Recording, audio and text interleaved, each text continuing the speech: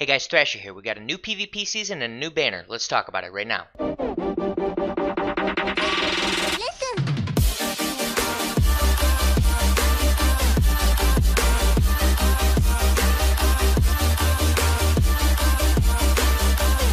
Okay, first things first, the PvP season has ended. Make sure you go into the PvP area and get your rewards. We're just going to go down the list here, and we will do the banner review last. So let's just start right at the bottom here. The game update announcement, there's not really anything going on here. They fixed a couple things. Who cares? Let's back out. The next thing, though, is that the Frieza event is coming back. It will be back on the 19th, and there are new equipment items. So let's go down here. They've added a hard mode, and that's how you're going to get these equipment items. And you have to complete EX5 on normal to start the hard mode. So as we go down here, we see the two new items. This is consider this an honor. Base strike attack up to 15%, strike defense up to 15%, base critical up to 15%. In my opinion, not a great equipment item. I guess there are a few use cases for it, but in general, probably not the best choice.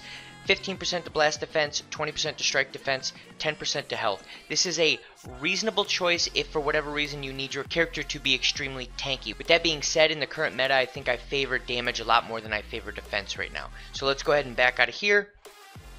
And then the next thing is the Scout Battle for Goten.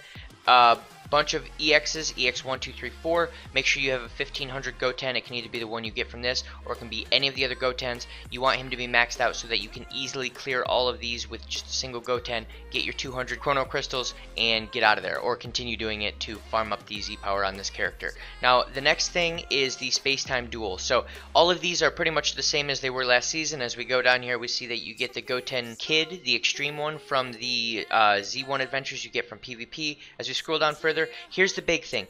This equipment item is amazing for blue units. So the big problem blue units have right now is a lot of green units in the game have the ability to lock them in, do a lot of damage to them, get rid of the blue units quickly. Well, this slot 3 is amazing. So let's talk about slots 1 and 2 first. Strike attack increased by 15%. That's awesome for the brand new 18. That's very good for multiple other blue units. Blast defense 15%. That's fine. I think there are better choices there, but here's the massive thing. 50%, up to 50% green strike damage reduction when health is below 50%. So you've got your Android 18 out there. She's trying to do damage to your opponent. Your opponent brings out Bardock, let's say, for example, locks your 18 in, and he thinks, hey, I'm going to do my strike attacks, and I'm going to absolutely destroy this 18. Yeah, you're going to get her down to 50% health extremely quickly, and then your damage is going to get cut almost in half. If you have a good roll on this, it will be cut in half. So in my opinion, this is the big draw of PvP this season, to really give your blue units some viability so they can't just get locked in by green units and get erased. So then as we scroll down here, they tell us what you're going to get as you go through the missions. They're very simple. Get to rank 40, defeat opponents in ranked PvP, KO enemies, and that's all you really have to do. So let's go ahead and back out of here, and then we are going to look at the Android banner next. Now, there are some sales for Chrono Crystals, nothing absolutely amazing that you need to know about. If you're someone that spends on Chrono Crystals, just go look at them. This banner, we're just going to go straight to it. So let's go Summon, and then we're going to go Featured Characters. Here's how this breaks down.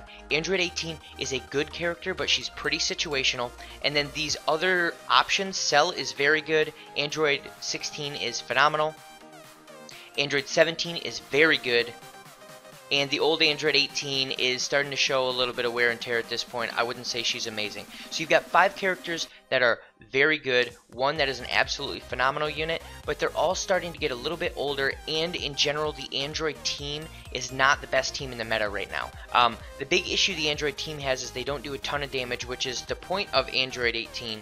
The only problem is her damage is very situational. She's sort of like Heart Virus Goku, but after that initial burst of damage when the fight first starts, the only time she's going to be doing a massive amount of damage to anyone is a Hybrid Saiyan. So with that being said, these are all very good units, but they're only for one specific team. So in my opinion, unless you're pulling specifically for androids, you already have an android team that you're running, this banner is not worth it. If you run Hybrid Saiyans, if you run Saiyans, if you run Regeneration, do not pull on this banner. There's no point in pulling. There's no discounts. So in my opinion, if you have an Android team and you really need multiple of these characters, say 3 of them, then it's probably worth it. In that case, it is a 3-star Dragon Ball banner where you can spend a few crystals. I wouldn't spend more than maybe 1,500 crystals even in that case. If you are anyone else, if you don't run an Android team, this is a 1-star Dragon Ball banner. It's a trap banner for anyone that doesn't need at least 3 of these characters, which is most people. And I want to preface that even further by saying just because you don't have the character doesn't mean that you need the character. What I'm saying is you're already running an Android team, and you need 3 of these characters to finish that team off. So final verdict, 1-star Dragon Ball banner, it's a trap. Don't pull on it unless you have that very specific case that I just talked about. And that's it for this update. Before we end the video though, I want to talk about something. We're in a real drought here. We essentially just had our Wednesday update that we normally get at the end of a PvP season, and there was no new true content really. We got a scout battle, okay. We got a new hard mode for Frieza. I'm starting to see an issue here, and I'm praying at this point that essentially what they're doing is they're setting up their holiday events, their Christmas events, and we get a landslide of new content. Because if we don't, the game could be in real trouble. And I'm sorry to end the video on a sour note like that, but that's just something that I see, and it's something that I got to throw out there and let everyone know where I see this going. So I think if Christmas rolls around, and not even Christmas, if December rolls around and we don't have some huge content dumps, this game is in a lot of trouble. And that's all I have for this video. If you like this content, make sure to like and subscribe, and I'll see you in the next one.